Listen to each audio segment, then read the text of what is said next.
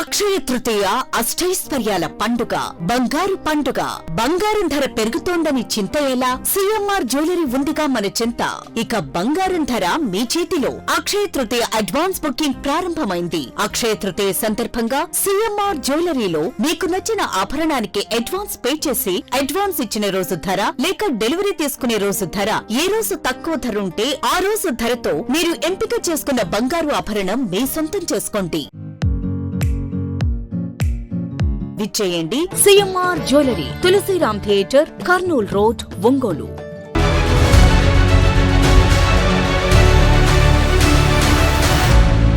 ఒంగోలు నగరంలో లాయర్పేటలో ఉన్న ప్రముఖ సత్యం హోటల్ ను స్థలం ఓనర్ రేఖా వీరయ్య అర్ధరాత్రి వేళ జేసీబీతో కూల్చివేశారు. జనవరితో అగ్రిమెంట్ అయిపోగా కొంత సమయం కావాలని హోటల్ నడుపుకుంటున్న సత్యం అనే వ్యక్తి స్థలం యజమాని రేఖా వీరయ్యను కోరడం జరిగింది. అందుకు సరే అని వెళ్లిపోయి అర్ధరాత్రి జేసీబీతో హోటల్ ను కూల్చివేశారు. ఈ సందర్భంగా సత్యం హోటల్ యజమాని సత్యం మీడియాతో మాట్లాడుతూ చీమకుర్తికి చెందిన రౌడీ షీటర్లను వెంటబెట్టుకుని వచ్చి వీరయ్య జేసీబీ సాయంతో హోటల్ ను కూల్చివేశారని ఆరోపించారు. ఆర్యవయసులు అంటే చులకన అయిందని రాత్రి కూల్చివేసేటప్పుడు వెళ్లి అడగగా, ఆర్యవయసుడివి, నువ్వు నన్నేం చేస్తావు, నీకు దిక్కును చోట చెప్పుకో అని బెదిరించడమే కాకుండా జేసీబీ కింద వేసి తొక్కేస్తా అంటూ రౌడీ షీటర్ వీరంగం చేశాడని తెలిపారు.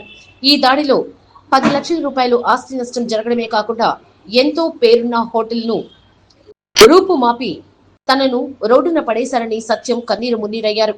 ఉన్నతాధికారులు స్పందించి తనపై దాడికి దిగి ఆస్తి నష్టం కలిగించిన వారిపై కఠిన చర్యలు తీసుకోవాలని, తనకు న్యాయం చేయాలని ఆయన డిమాండ్ చేశారు. హోటల్ వర్కర్స్ మాట్లాడుతూ 10 సంవత్సరాల నుంచి ఆయన నమ్ముకొని హోటల్లో పనిచేసుకుంటూ జీవనం సాగిస్తున్నామన్నారు. చెప్పా పెట్టకుండా అర్ధరాత్రి వేళ కూల్చివేయటం ఏమిటని ప్రశ్నించారు. కూల్చివేసిన వారిపై చర్యలు తీసుకోవాలని డిమాండ్ చేశారు. మాకు న్యాయం జరగకపోతే టెంట్ వేసుకుని ఇక్కడే హోటల్ నడుపుతామన్నారు.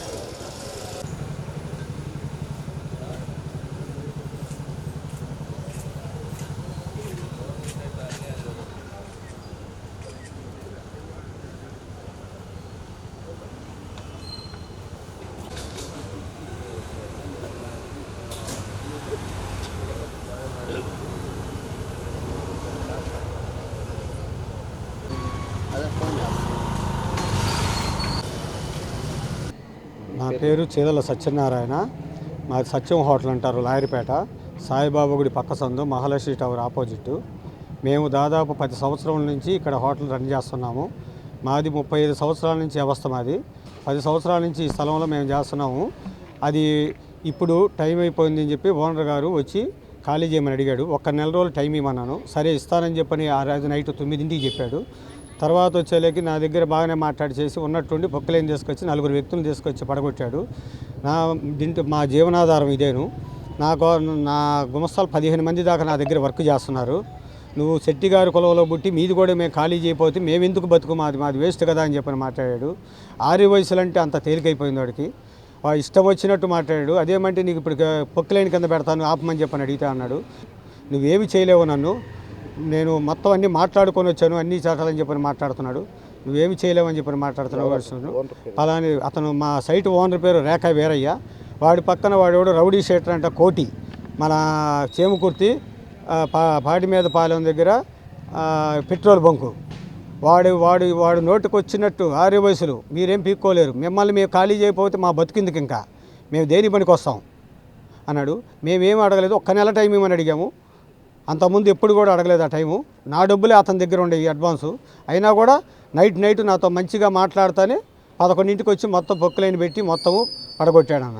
సామాను మొత్తం ఉండయి, నా డబ్బు ఉంది, సరైన పత్రాలు ఉండయి. దాంట్లో దాదాపు సరుకు వచ్చేళ్ళకి 50 బస్తాలు నూకలు కానీ, ఒక ఈ మినముళ్ళు కానీ, చట్నీ పప్పు కానీ, నూనె ప్యాకెట్లు వచ్చేళ్ళకి ఒక 50 డబ్బాలు కానీ, అన్ని ఐటమ్స్ లోపల బీరువాలు 2 మొత్తం ధ్వంసం చేశాడు. మొత్తం కంప్లీట్గా ధ్వంసం చేశాడు. నువ్వేం చేస్తావో చేసుకోపో, మీరు దీని గురించి బాగా చర్య తీసుకోవాలి. మాకు 35 ఏళ్ళ నుంచి మచ్చలేనిది సత్యం హోటల్ అంటే ఏపీ మొత్తం స్టేట్ మొత్తంలో పేరు.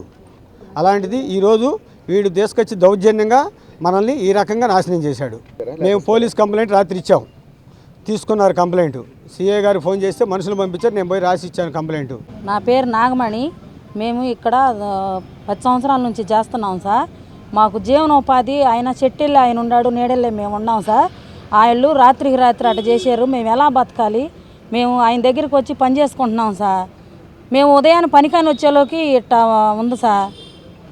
మాకు న్యాయం జరగాలి. మేము బతికేది ఎలాగో మేము జీవనోపాధి ఇక్కడే చేసుకుంటున్నాం సార్.